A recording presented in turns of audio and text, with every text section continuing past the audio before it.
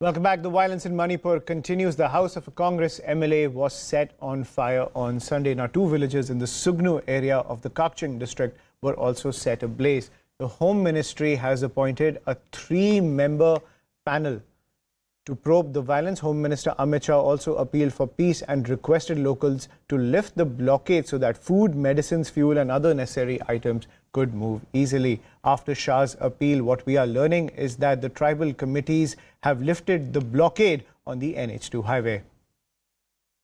I'm joined by my colleague Preety on the phone line to get the latest when it comes to the situation in Manipur. Preety, over to you.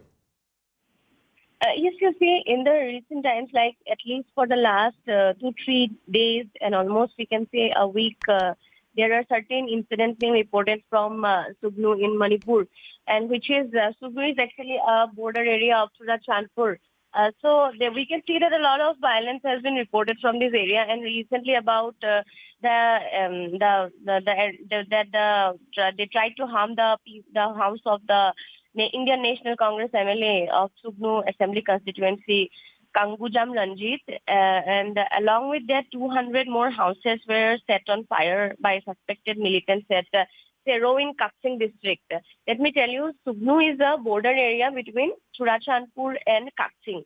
So all the areas nearby Churachandpur, Kakching and now Sugnu, we can see that certain incidents of violence are happening since the beginning because the both communities are there, living there nearby. So it's such kind of conflicts are happening. And now we can see the MLA of Indian National Congress of Sugnu constituency, Kangujam Ranjit's house was also put on fire by miscreants.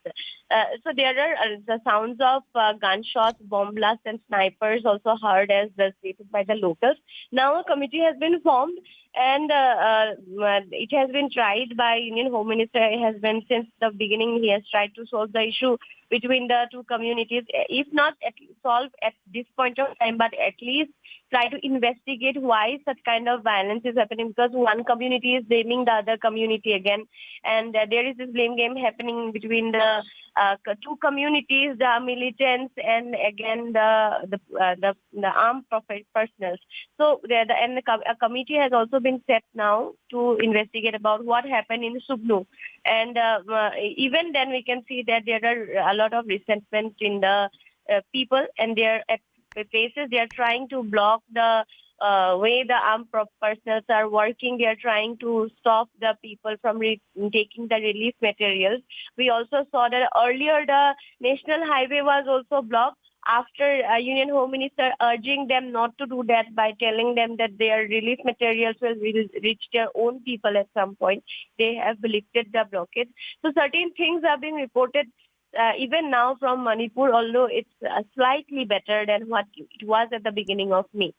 Right. At the same time, Preety, access to essentials is also the need of the hour as tensions continue on the ground. Decode the impact of the blockades that we are seeing in different parts of Manipur.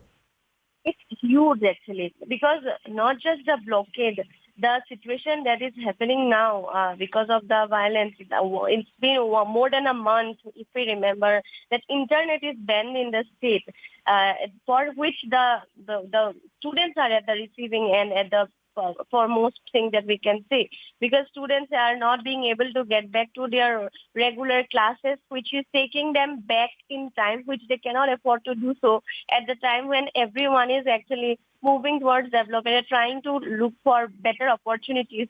And again, if we talk about the blockades, all these blockades that they are trying to put on are actually making it difficult for their own people, because it is not being taken for one particular community. It's being taken. Preety, I'm sorry to interrupt. We're getting a piece of breaking news now. Sakshi